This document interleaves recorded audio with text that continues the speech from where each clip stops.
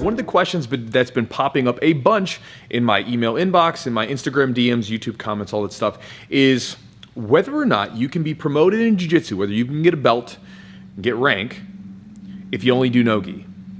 And then the other question that'll come up is, Chewy, at your gym, how do you do it? Do you allow people to be promoted in jiu-jitsu if they only do no-gi? How does it work? So before I get into what's typical of most gyms, and then what my gym does, which is not that typical, let me share it with this, or sort of preface it all with this. If you're questioning, curious about your gym, talk to your coach, because they will tell you what the standard procedure is for ranking there. Because especially if you guys are new to jiu-jitsu, which many of you watching this probably are, there is no standard, this is how it works at each gym. Every gym is a little different. Jiu-jitsu does not have a standard one governing body, so a lot of gyms do it very differently. You have some gyms that are heavy gi, some are heavy no-gi, some are all no-gi, some are all gi, just changes, right? So check with your gym to be sure. That said, what's typical in jiu-jitsu is that you will have to wear the gi in order to get promoted in rank. That's pretty standard for most gyms. And it was this way, I think, primarily because of the fact that it wasn't that long ago that the gi was the primary focus of jiu-jitsu, right? When you looked at all the biggest competitions, the biggest focus, everything else, it was gi tournaments. It wasn't like no-gi tournaments.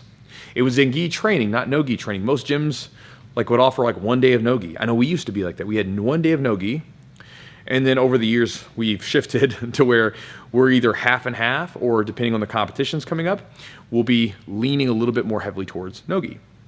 And so again, that's a relatively new thing though, and especially with all the different high-level events coming up for no-gi, it's becoming more and more a thing because people seem to like it, right? But again, there's always going to be, I think the gi is always going to be around, and no-gi will be around, and it is what it is. Now, that said, what my gym does is that, this is relatively new, I changed this recently, because we became so no-gi heavy during our training, and it wasn't by design, it was just, that's what people wanted to do. So I'm like, well, I'm here to facilitate your training, right? I don't care about holding on to this or that tradition just because, what do we want to do? And I'm not the only person that makes decisions. I'm here to facilitate the experience for everybody, and we all started to move in towards more of a no-gi focus, or at least half and half. And so with that said, I didn't want to create a situation where the students who were training only in no-gi sort of got the short end of the straw, right? Because again, I have a lot of guys that are fighting, and if they want to fight MMA, there's no reason they need to train in the gi. The gi is not going to be helpful for them in that situation. If they eventually want to come and do the gi, fine. But for for their fighting stuff, they'd be better off to just roll no gi with their gloves on. They don't need to put the gi on, right? And so I'd rather them do more no gi.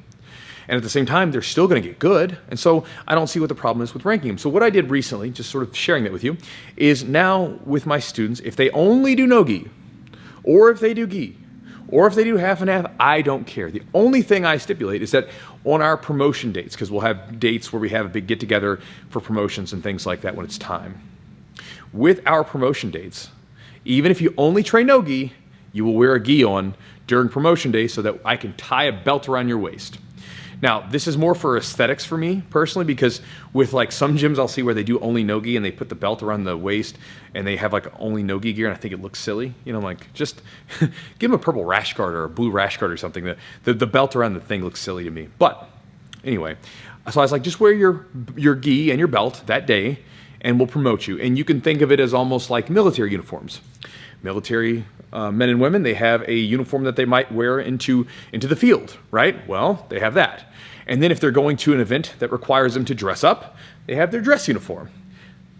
If you're a no-gi only person, this is your dress uniform. Wear it here, and you can wear your regular rash guard and shorts and stuff like that when you go battle it out with your training partners and in competitions. And so that's what I do. But again, every gym does it a little bit differently, so check with your gym if you're curious. But again, I think it's becoming more and more common that you can do whatever you want, but you will probably still find that the usual is that you'll have to train in the gi to get your belt. But anyway, hopefully that sort of answers the questions that a lot of you guys have been sending, and I'll talk to you guys next time.